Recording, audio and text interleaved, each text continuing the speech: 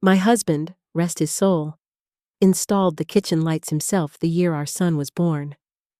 I remember him on the ladder, his face smudged with plaster, telling me, "Eleanor, these lights will burn bright for 50 years, just like us." For 40 years they did. But that Tuesday, they began to flicker. It wasn't a gentle pulse, it was a sick, erratic stutter, casting jumping, distorted shadows across the room. The cheerful yellow walls I'd painted seemed to turn a jaundiced, menacing shade with every spasm of light. It felt like the house's heart was skipping a beat. My son, Arthur, barely looked up from his phone when I mentioned it. "It's an old house, Mom. Bulbs die." His tone was flat, dismissive, the way it had been for months. He was home, but he was a ghost at my table, his eyes holding a distance that felt 1,000,000 miles wide. My daughter, Clara, who had moved back 6 months ago after her marriage crumbled, just shrugged. "Arthur's right. Just call someone." She retreated back into the shell of her old bedroom, the door clicking shut like a final verdict. The silence she left behind was louder than the buzzing from the ceiling fixture. This house, once filled with the warmth of a family, now felt like a collection of strangers held together by habit and a shared address. I couldn't shake the feeling that the flickering light was a symptom of a deeper sickness, a warning I couldn't yet read. So I did as they said. I called the electrician Arthur had recommended, a man he said was the best and most discreet. But why would an electrician need to be discreet? Before I tell you what he found, I want you to do something for me. Let me know in the comments where you're tuning in from today. We've all felt that quiet dread when something in our own home feels wrong, and if this is a story that speaks to you, please like and subscribe. It tells me we're connected, and it helps me continue to share these warnings with the world. An hour later, a man named Samuel was at my door. He was in his 50s, with calloused hands that spoke of years of honest work and eyes that were kind but tired, as if he'd seen too many things he couldn't unsee. He worked with a quiet efficiency, his tools laid out on a worn canvas cloth. "The wiring in the fixture is fine, Mrs. Peterson," he said after a few minutes, his brow furrowed. "The voltage is fluctuating. I need to check the main breaker box in the basement." I pointed to the door in the kitchen. "Of course. It's just down those stairs?" He nodded and disappeared below, his heavy work boots making the old wooden steps groan in protest. I tried to busy myself, wiping down counters that were already clean, but my ears were trained on the silence from the basement. It stretched on. 10 minutes became 20. 20 became 45. The only sounds were the faint metallic clinks of his tools, distant and muffled. What could possibly take so long to check a circuit breaker? I was about to call down to him when his boots reappeared on the stairs. He emerged slowly, like a man ascending from a grave. His face was pale, the color of wet cement. His kind eyes were now wide with an alarm he was trying desperately to hide. He clutched his toolbox so tightly his knuckles were white. "Is everything all right?" I asked, my voice a nervous tremor. "Did you find the problem?" He stared at me, but his gaze was distant, as if he were looking at my face but seeing a ghost behind me. He swallowed hard, his Adam's apple bobbing in his throat. "Mrs. Peterson," he began, his voice a low, urgent whisper that barely carried across the kitchen. "I need you to listen to me very carefully." He took a step closer, his eyes darting toward the stairs, toward Clara's closed door. "Get your children, get your things, and get out of this house immediately." His words hung in the air, cold and sharp as shards of glass. "What? Why? What did you find?" I stammered, my heart beginning to hammer against my ribs. He didn't answer. Instead, He opened his calloused hand. Lying in his palm was a small, tarnished silver locket, shaped like a heart. I recognized it instantly. "This wasn't just dropped down there, ma'am," he whispered, his voice trembling with a terrible certainty. "It was placed. It's a marker. A warning." My blood ran cold. I knew that locket, but what I didn't know was why a gift I had given my daughter was being used to mark something so terrible that this stranger was telling me to abandon my own home. I gave that locket to Clara on her 16th birthday. I remembered the way her face lit up, the way she'd promised to never take it off. Seeing it now, dull and tarnished in the electrician's palm, felt like a betrayal, a memory weaponized against me. "Where did you find this?" I whispered, the words catching in my throat. Samuel's eyes were filled with a grim pity. "It was tucked behind the main breaker box, taped to the wall, right next to a loose panel." His voice was low, insistent. "Ma'am, someone in this house doesn't want that panel to be found. That locket is a signal, a warning between people who know this house very well." My mind reeled. A signal between who? Arthur and Clara? The thought was monstrous, unthinkable. "My children wouldn't," I started, but the words died on my lips. What did I really know about my children anymore? Arthur, drowning in a silent stress that made him irritable and distant. Clara, a ghost haunting her own childhood bedroom. Her grief over her divorce a curtain she never pulled back. Have you ever been made to feel like a stranger in your own family? Like you're speaking a language no one else understands?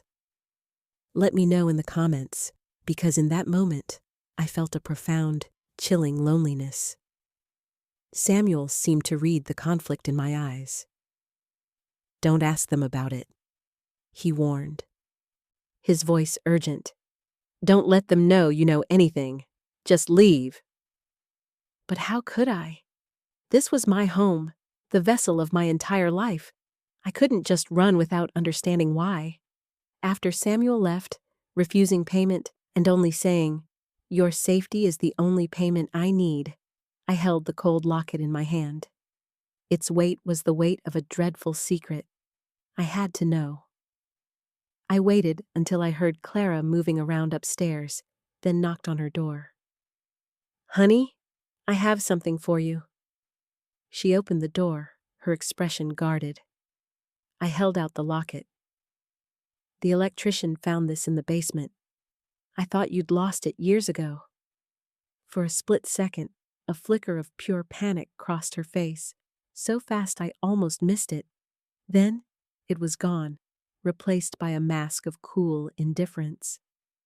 "I don't know what that is," she said, her voice flat. "That's not my locket. I lost mine at the beach in college, remember?" She was lying. The lie was too quick, too absolute. The memory she invented was a shield. "Clara, I know this is yours," I pressed gently. "I remember the little scratch on the clasp where you dropped it." Her eyes turned to ice. "You're confused, Mom," she said, her voice sharp with a cruelty that stunned me. "You've been forgetting things a lot lately. Maybe you're the one who dropped it down there." Before I could respond, Arthur appeared in the hallway, drawn by our voices. "What's going on?" Clara turned to him, her expression instantly transforming into one of worried concern. "Mom's confused again. She found some old piece of junk and thinks it's my locket." Arthur put a comforting arm around her, but his eyes on me were cold, appraising. "Mom, you need to relax. You've been under a lot of stress." They stood together, a united front against me. In my own home, I was the outsider, the unreliable narrator of my own life. They were gaslighting me, and the ease with which they did it terrified me. That night, sleep was impossible. Samuel's warning echoed in my ears. "Don't let them know you know." I waited until the house was steeped in the heavy silence of 2 a.m. The only sound was the faint, rhythmic ticking of the grandfather clock in the hall, counting down the seconds of my life. I had to see what they were hiding. I had to know what secret was worth such a cold, calculated lie. Slipping out of bed, my bare feet silent on the cool wood floor, I crept down the stairs. The basement door was at the end of the kitchen, a dark mouth leading to the guts of the house. My hand trembled as I turned the knob. The air that rose to meet me was stale and cold, thick with the smell of damp earth and something else, something faintly sweet and chemical. I took one step down, then another, my heart a frantic drum against my ribs. The single bare bulb at the bottom of the stairs cast long, dancing shadows. Everything looked normal. The old washer and dryer, boxes of Christmas decorations, my late husband's workbench. I made my way to the far wall, to the main breaker box. Just as Samuel had said, there was a section of paneling next to it that looked slightly askew. As I reached for it, a floorboard creaked on the floor directly above me. I froze, my blood turning to ice. A heavy silence followed. Then, the slow, deliberate tread of footsteps moved across the kitchen floor, heading directly for the basement door. Someone was awake, and they were coming down. My breath caught in my throat, a painful, silent scream. There was nowhere to run, nowhere to hide. The footsteps paused at the top of the stairs, and the doorknob began to turn with agonizing slowness. I scrambled backward, pressing myself into the darkest corner behind the hulking furnace, praying the shadows would swallow me whole. The door opened, slicing a rectangle of pale moonlight into the oppressive dark. A figure stood silhouetted at the top of the stairs. Arthur. He didn't turn on the light. He descended into the blackness with a familiarity that chilled me to the bone. He walked directly to the breaker box, his movements precise and practiced in the gloom. I held my breath, certain he would see me, but his focus was singular. He knelt, his hands fumbling with something on the wall I couldn't see. There was a soft click, a low hum, and then another click. He stood up, satisfied, and went back upstairs, closing the door behind him. The basement was plunged back into absolute darkness. I waited, my body rigid with terror, until I heard his bedroom door click shut upstairs. Only then did I allow myself to breathe. My body shook with a cold that had nothing to do with the damp air. What was he doing down here in the middle of the night? My fear was now eclipsed by a desperate, burning need to know. Using the dim light from my phone, I went back to the breaker box. My fingers found the edge of the loose panel Samuel had described. It came away with a soft scraping sound, revealing a cavity in the wall. And inside that cavity was the source of the house's sickness. It wasn't a plumbing problem or a simple electrical fault. It was a device, a horrifying, jury-rigged contraption of wires, tubes, and a small, digital timer.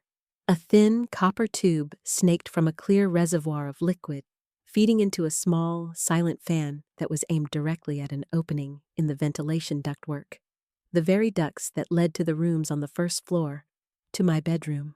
The low hum I'd heard when Arthur was down here was this machine, cycling on. The timer's small red numbers glowed menacingly in the dark. 2 a.m., 4 a.m. Every night, while I slept, this thing was pumping a silent, invisible poison into the air I breathed. The sweet, chemical smell was stronger here, cloying and sickening. It was the smell of my headaches, of my constant fatigue, of the dizzy spells I had dismissed as just getting older. It wasn't age, it was this. It was them. The realization didn't come in a wave, it came like a blade, severing the last thread of denial. My children, my own flesh and blood, were poisoning me. slowly, methodically, day by day, night by night. The love I felt for them curdled into a black, terrifying horror. They had watched me grow weaker, watched me struggle to get through the day, and they had said nothing. They had offered false comfort while secretly administering the cause of my suffering. My legs gave out, and I slid down the cold concrete wall, my phone clattering to the floor. The screen lit up the monstrous device, a monument to their betrayal. This is a level of evil most of us can't comprehend, to be hunted in your own home by your own family. If you believe this kind of betrayal is the ultimate crime, hit that subscribe button right now. You need to know how to spot the signs because they thought their plan was perfect, and they had no idea I was about to uncover the one thing that would expose them completely. I sat there in the dark, my mind a vortex of shock and grief, when my phone buzzed on the floor. The sudden noise made me jump. I picked it up with a shaking hand. It was a text message, an unknown number. My blood ran cold as I read the 2 words glowing on the screen. It was from Samuel. It said, "They know. Get out now." The message was a jolt of ice water to my system. They know. How could they know? I was still in the basement, hidden in the dark heart of their secret. Panic, sharp and absolute, overrode my grief. I scrambled up the stairs, not caring any more about the noise. Every creak of the wood was a gunshot in the silent house. I didn't go to my room. I went straight for the back door, grabbing my purse and car keys from the hook by the door without a second thought. My coat, my medication, my life. It was all left behind. In that moment, only one thing mattered: escape. I ran out into the cold night air, the wet grass soaking my bare feet. The world outside my home felt alien, hostile. I fumbled with my keys, my hands shaking so violently it took 3 tries to get the car door open. The engine turning over sounded like a roar in the dead of night. I drove. I didn't know where I was going. I just drove, putting as much distance as I could between me and the house of horrors that had once been my sanctuary. After 10 minutes, my phone rang. It was Samuel. "Are you out?" Are you safe? His voice was tight with urgency. "Yes," I sobbed, the tears finally breaking free. "I saw it, Samuel. I saw everything." I know. Pull over at the 24-hour diner on Route 7, the one with the big coffee cup sign. I'm waiting for you. The diner was an island of light in the darkness. Inside, Samuel was sitting in a booth in the back corner, a cup of untouched coffee in front of him. He stood as I approached, his face etched with concern. He led me to the booth and flagged down a waitress for another coffee. "Here," he said, sliding a sugar dispenser toward me. "You're in shock." I wrapped my cold hands around the warm mug, the ceramic a small, solid comfort in a world that had just dissolved. "How did they know?" I asked, my voice hoarse. "Your son called me an hour ago," he explained grimly. "Said the lights were flickering again and that his mother was getting agitated. He asked if I had noticed you being confused or paranoid when I was there. He was building a narrative, a story to tell people when you got sicker. But his voice had an edge. He was fishing. I knew then they suspected something was up. So I sent you the text." The calculated cruelty of it stole my breath. They weren't just trying to kill me. They were orchestrating a story to make my death look like a tragedy, and my warnings like the ramblings of a senile old woman. What would you do in this situation? Would you trust this stranger who was risking so much? Or would you still cling to the hope that your family could be saved? It's a question I never thought I'd have to ask. Samuel leaned forward, his voice low. "Eleanor, this is going to be hard to hear. The reason I recognized what was happening, the reason I knew to warn you, He paused, and the weariness in his eyes deepened into a profound, personal pain. It's because it's happened before, to my sister. My coffee cup froze halfway to my lips. My sister rose.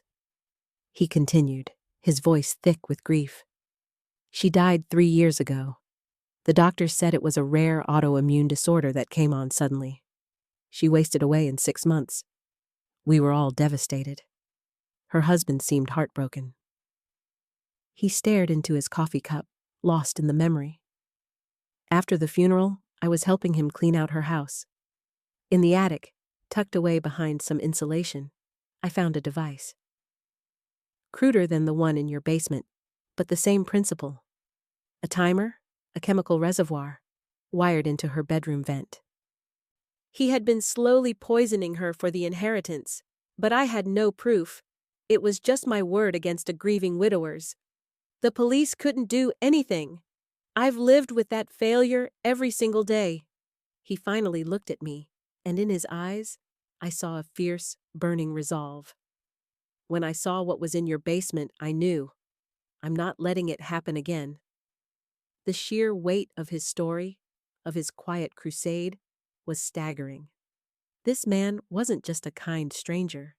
He was a ghost, haunted by a past failure and given a second chance to save a life. He booked me a room at a small, anonymous motel on the edge of town, paying in cash and registering under his own name. They won't find you here, he assured me. First thing in the morning, I'm going back. I'll tell them I left a specialized tool in my bag and need to retrieve it. While I'm there, I'll get undeniable photographic evidence. Then we go to the police. He was my lifeline, the only solid thing in my collapsing world. I sat on the edge of the stiff motel bed, the unfamiliar room feeling like a different planet. My phone buzzed on the nightstand, making me jump. I looked at the screen. It was Arthur. My hand trembled as I answered. Mom? His voice was different. The fake, syrupy concern was gone. It was replaced by a cold, hard edge. A voice I had never heard before. The electrician, Samuel, he just called, said he's coming back in the morning to pick up a tool he forgot. He was asking some very specific questions about the ventilation, about you. He paused, and the silence was more menacing than any shout. Where are you, Mom? I went for a drive, I said, my voice thin and reedy. A stranger's voice. I tried to inject a note of indignation of a mother who didn't need to answer to her son. I needed some air. Arthur's laugh was a cold, sharp sound, devoid of any humor. A drive? At 3 a.m? Without your coat? Don't lie to me, Mom. It's insulting. The mask was gone. The loving, concerned son had vanished, and in his place was this cold, calculating man. The betrayal was so absolute it felt like a physical blow, knocking the air from my lungs. I'm not lying, I whispered, clinging to the flimsy falsehood. Then where are you? He pressed, his voice like steel. Clara and I are worried. We think you're having some kind of episode. We need to come get you. It was their story, their alibi, being spoken into existence. I was the confused, paranoid mother, and they were the dutiful children, forced to take control for my own good. It was brilliant. It was monstrous. I don't need you to get me. I'm fine. No, Mom, you're not, he said, and the threat was no longer veiled. It was naked, shivering in the space between us. If you don't tell us where you are, we'll find you, and we'll bring you home, one way or another. I hung up, my hand shaking so hard I dropped the phone on the threadbare carpet. They were coming. They were hunting me. The small motel room, which had felt like a refuge moments before, now felt like a trap. My phone buzzed again. This time, it was a text from Clara. Mom, please. Arthur is overreacting. We're just scared. We love you. Just come home and we can talk this out. We can fix this. Fix this? How do you fix a murder plot? How do you mend a bond that has been soaked in poison? Her words were a different kind of weapon, an appeal to the maternal instinct she and her brother had been exploiting for months. They were testing which key would unlock my cage, fear or love. My phone rang again. It was Samuel. "He called you, didn't he?" he asked without preamble. "Yes, they're looking for me." "They're not just looking, Eleanor, they're cleaning up," he said, his voice grim. "I have a friend who works dispatch for the local police. I gave him a heads up, told him to monitor any calls from your address. 10 minutes ago, your son called to report a faulty carbon monoxide detector, said the alarm was going off. He wanted a record of a service call. He's creating a new narrative, a tragic accident." The layers of their deceit were dizzying. They had a contingency for everything. They were trying to erase their crime and write a new ending in real time. They thought they were untouchable. They thought they could outsmart everyone, but they had no idea what was coming next. If you believe people like this deserve to be exposed, that their perfect plans deserve to be shattered, then you need to subscribe. We expose these dark secrets together, and you won't want to miss the moment their world comes crashing down. "They'll destroy the device," I said, my voice hollow with defeat. "We'll have no proof." "They'll destroy the device," Samuel agreed. "But they can't destroy what they don't know exists." A new energy entered his voice, a hunter's focus. "When I went back to your house to warn you, I did more than just leave a note. When your son called me, I knew he was suspicious. So I told him I needed to check the main circuit again. I went back to the basement." "What did you do?" I breathed. "I didn't just get pictures, Eleanor. I got a sample of the liquid from the reservoir. The police can test that. And I did one more thing." He paused. "I planted a small, high-fidelity audio recorder behind the loose panel. It's voice-activated. They can tear the device out of the wall, but that recorder is still there. It's still listening." A sliver of hope, fierce and bright, cut through my despair. They were so busy cleaning the stage, they didn't know their entire conversation was being recorded. Samuel's phone beeped. "I have to go. My contact is sending me the audio file now. Stay put. Lock the door. Don't answer it for anyone." He hung up. I sat in the silent motel room, the hunter, now the hunted, waiting for the trap to spring. A few minutes later, my phone pinged. It was an audio file from Samuel. My finger trembled as I pressed play. At first, there was just muffled scraping and clanking. Then, voices, Arthur's and Clara's, clear as a bell. "Is it all disconnected?" Arthur's voice sharp and strained. "Almost. We have to flush the tubes. Get rid of the residue," Clara replied, her voice breathless. There was a pause, then Clara spoke again, her tone so cold, so devoid of emotion it barely sounded human. "This is taking too long. She could be anywhere. She could be talking to anyone. We should have moved to Plan B last week." Arthur's reply was a low growl. "Plan B is messy. This was supposed to be clean. Natural causes." Then came the words that would forever be burned into my soul. Clara's voice, calm and clinical, as if discussing a recipe. "It doesn't matter now. We just need to find her, give her the final dose, and make it look like a heart attack from the stress of her episode. A single injection. It will be over in minutes. No one will ever know." Hearing my daughter, my little girl, calmly strategize my death was like listening to a transmission from another universe. The person on that recording was not Clara. It was a monster wearing her face. The audio file was the nail in their coffin, but it was also my death warrant. They weren't just trying to cover their tracks anymore. They were actively planning to hunt me down and finish the job. Samuel called back, his voice hard as stone. "I heard it. The police have it now. They're on their way to you, and they're getting a warrant for the house. But Eleanor, they're desperate. They'll be looking for you. We can't just wait here." "What do we do?" I asked, my voice a bare whisper.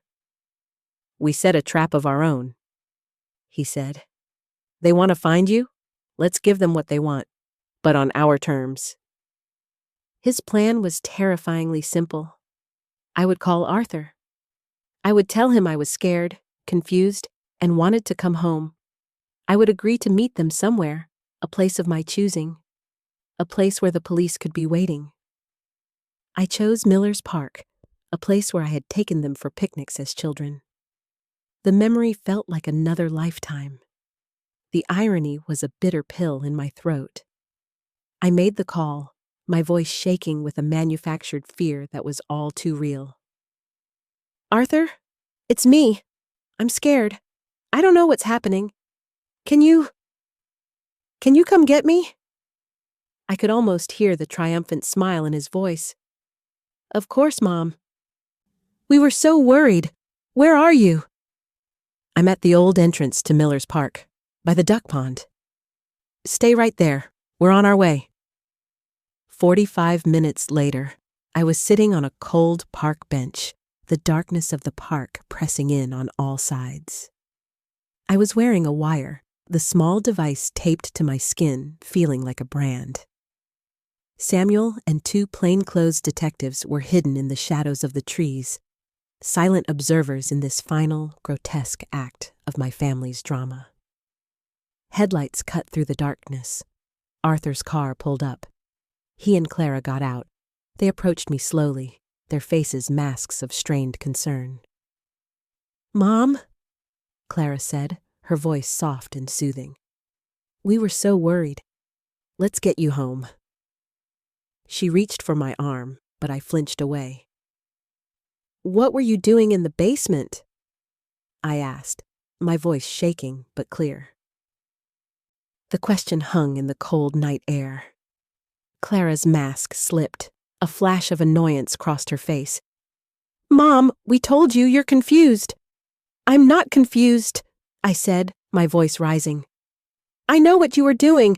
I know you were poisoning me." A heavy silence descended.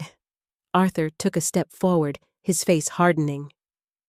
"You don't know what you're talking about. You're sick. You need help." "Was it for the money?" I asked, the question tearing from my throat. "The house?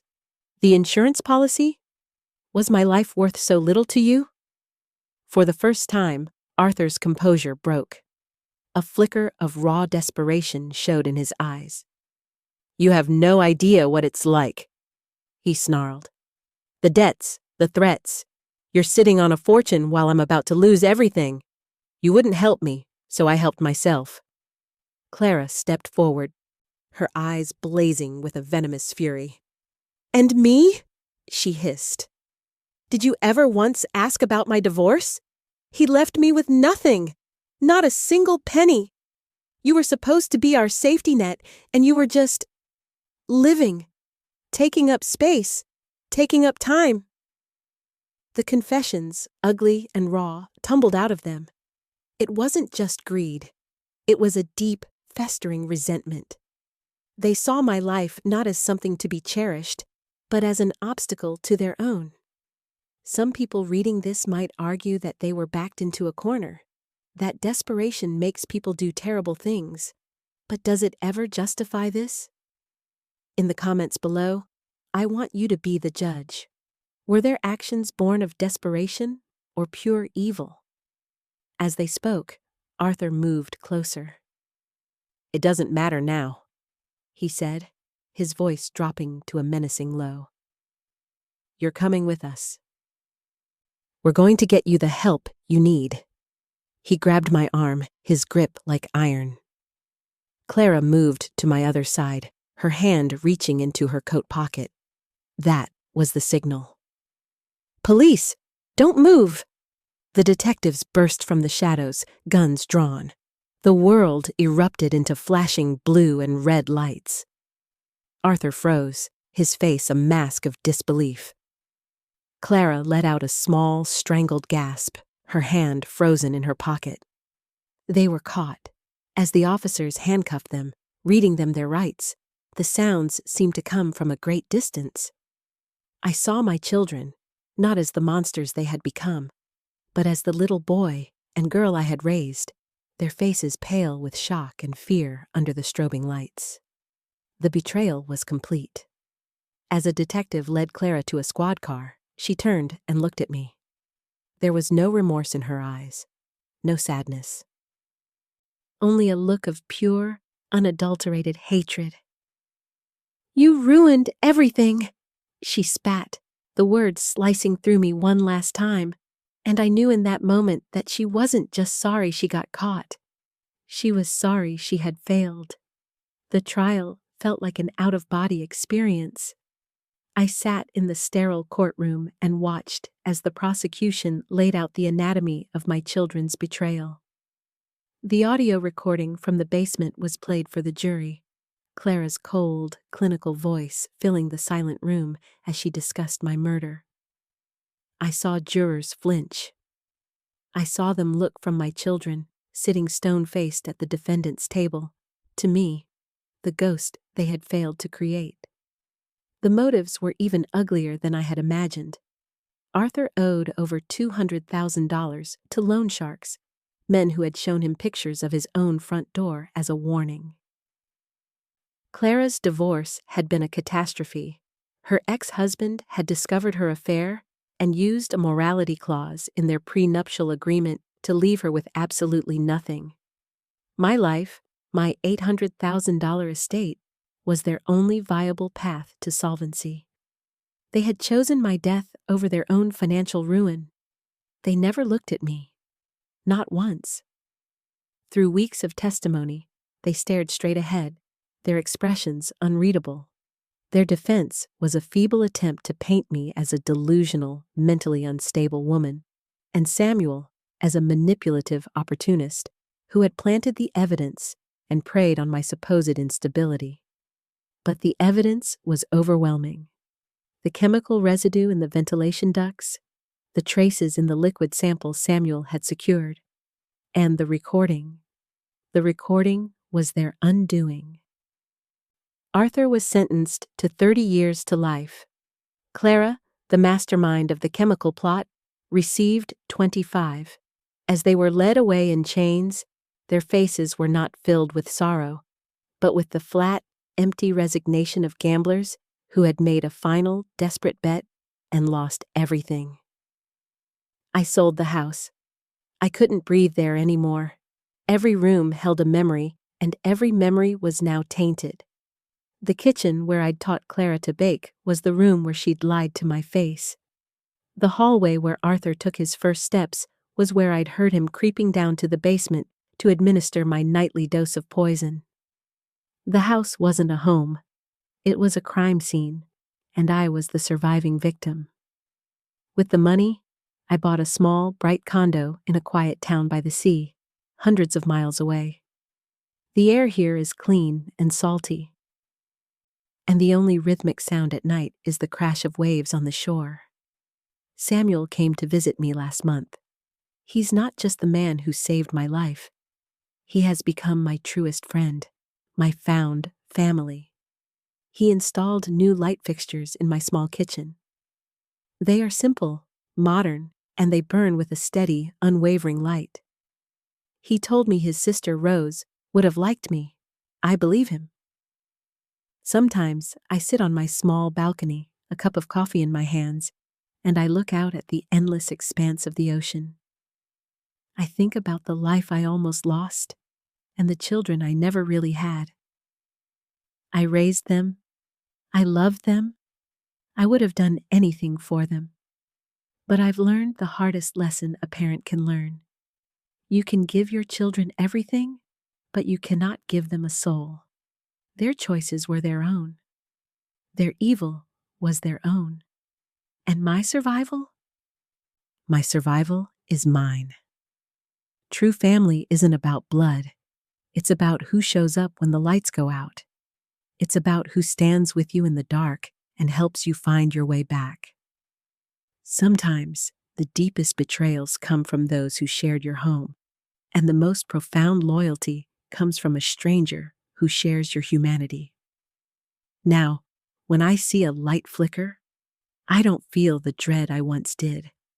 I see a reminder that sometimes you have to walk through the darkest places to appreciate the steady warmth of the light, and a reminder that I am a survivor. Thank you for walking through this darkness with me. Every like, every subscription, it reminds me that we are a community of survivors. And the next story I have to share is about a wife who discovered her husband's secret life, not in the basement, but in his meticulously organized grocery receipts.